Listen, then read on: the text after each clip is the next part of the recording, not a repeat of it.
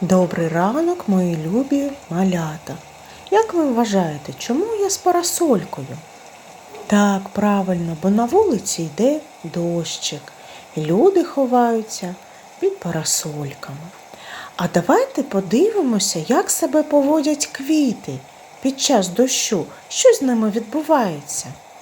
Подивіться, тюльпани всі закрили свої бутончики.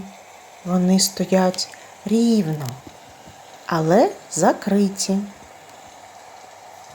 А нарциси не закривають бутончики, але вони стоять похилені під важкими крапельками дощу.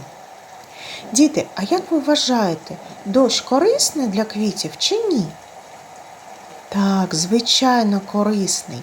Він дає квітам необхідну для них воду та вологу.